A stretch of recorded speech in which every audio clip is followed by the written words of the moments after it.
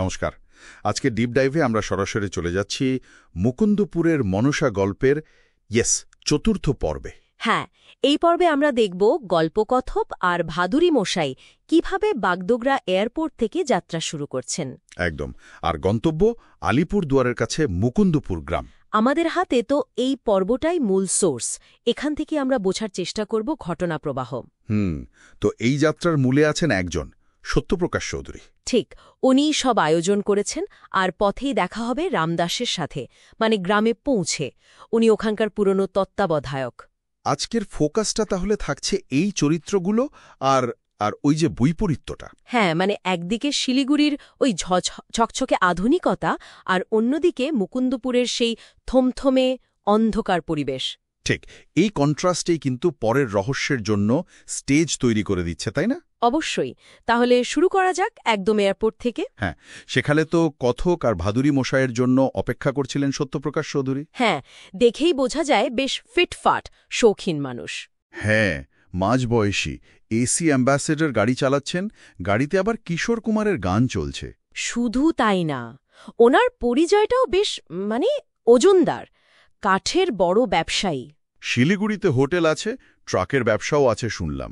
একদম, বেশ প্রভাবশালী বোঝাই যাচ্ছে। যেমন ধরুন ওই প্লেনের টিকিট দুটো। হ্যাঁ, ওগুলো তো উনি জোগাড় করে দিয়েছেন। ঠিক, তার কলকাতার ব্যবসায়ী বন্ধুদের মাধ্যমে। বিপিন আর সঞ্জীব, ওরা কাঠ কিনতে আসছিল। আচ্ছা। উনি বললেন টিকিট দুটো এদের দিয়ে দিতে, টাকাটা নাকি পরে ব্যবসার হিসাবে অ্যাডজাস্ট হয়ে যাবে। মানে এরকম নাকি হামেশাই হয়। বোঝাই যাচ্ছে ওনার নেটওয়ার্কটা। কানেকশন ভালো। এরপর উনি তো নিয়ে গেলেন নিজের হোটেলে শিলিগুড়িতে। হ্যাঁ, আধুনিক হোটেল, 4 তলায় ঘর। আকাশ ভালো থাকলে নাকি কাঞ্চনজঙ্ঘাও দেখা যায়। দারুণ। এখানেই কথক একটু শিলিগুড়ির বদলটা নিয়ে ভাবছিলেন, তাই না? ঠিক। স্বাধীনতার পর শহরটা কেমন যেন হু হু করে বেড়ে উঠেছে। ব্যবসা বাণিজ্য, লোকজন, বাড়িঘর। আগের সেই শান্ত মফস্বল শহর আর নেই। এখন একটা ব্যস্ত কমার্শিয়াল হাব। আর কথক এটাও লক্ষ্য করছেন, মানে শুধু বৈধ ব্যবসায়ী নয়, অনেক চোরাই কারবারের রমরমাও। আচ্ছা। নানা ধরনের লোকজনের আনাগোনা। শিলিগুড়ি যেন গোটা ভারতের একটা ছোট সংস্করণ হয়ে উঠেছে। এই পর্যবেক্ষণটা কিন্তু ইন্টারেস্টিং। আমার তো মনে হয় এই আধুনিকতা, এই ব্যবসার জটিলতা, এটা শুধু ব্যাকগ্রাউন্ড নয়, হয়তো গল্পের মূল থিমের সাথেও এর যোগ আছে। কিভাবে? মানে কিভাবে এই আধুনিক জীবনের লোভ বা ছায়া পুরনো শান্ত জায়গাতেও গিয়ে পড়ে, এই বৈপরীত্যটাই হয়তো রহস্যের চরিত্রটা ঠিক করে দেবে। ভাবার মতো। আচ্ছা, হোটেলে তো বিশ্রাম হলো, কাজ সারা হলো, তারপর রওয়ানা মুকুন্দপুরের দিকে, সত্যপ্রকাশের গ্রামের বাড়ি। ও হ্যাঁ, সঙ্গে নিলেন সেই বিখ্যাত ক্ষীরের সিঙ্গারা, যদিও তখন খাওয়া হয়নি। হ্যাঁ, গ্রামটা আলিপুরদুয়ারের কাছে, মুকুন্দপুর। পথে ময়নাগুড়িতে একটু থামা হলো, চা আর রসগোল্লা খাওয়া হলো ওখানে। তারপর হাসিমারা পেরিয়ে ন্যাশনাল হাইওয়ে ছেড়ে গ্রামের রাস্তায়। এই জার্নিটা যেন ধীরে ধীরে অন্য এক জগতে নিয়ে যাচ্ছে। শহরের ভিড়, হাইওয়ের স্পিড ছেড়ে নিস্তব্ধতাটা কেমন যেন একটু অস্বাভাবিক, বিশেষ করে শিলিগুড়ির পর। ঠিক তখনই গাড়ির আওয়াজ পেয়ে একজন এগিয়ে এলেন, লণ্ঠন হাতে। রামদাস।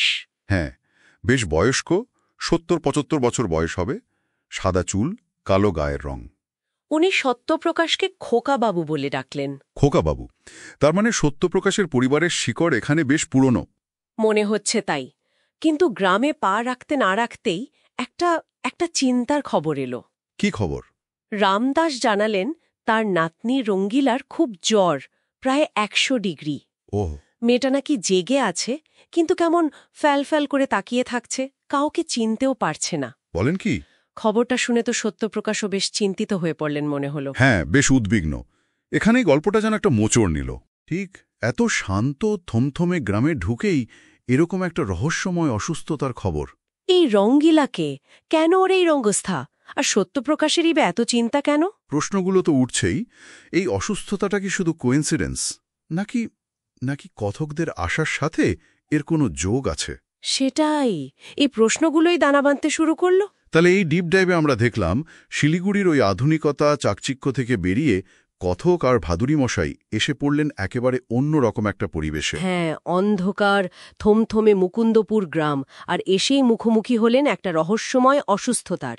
যা গল্পের কেন্দ্রে একটা নতুন প্রশ্ন তৈরি করে দিল। আমাদের ভাবাচ্ছে যে মুকুন্দপুরের এই গভীর নিস্তব্ধতার আড়ালে আসলে কি আছে। আর রঙ্গিলার এই অদ্ভুত অসুস্থতা, এটা কি শুধু জ্বর, নাকি এর পিছনে অন্য কোনো গল্প, অন্য কোনো রহস্য কাজ করছে? হয়তোবা গ্রামের নামের সাথেই জড়িয়ে আছে কিছু। এই ভাবনাগুলোই আমাদের পরের পর্বের দিকে টেনে নিয়ে যাচ্ছে।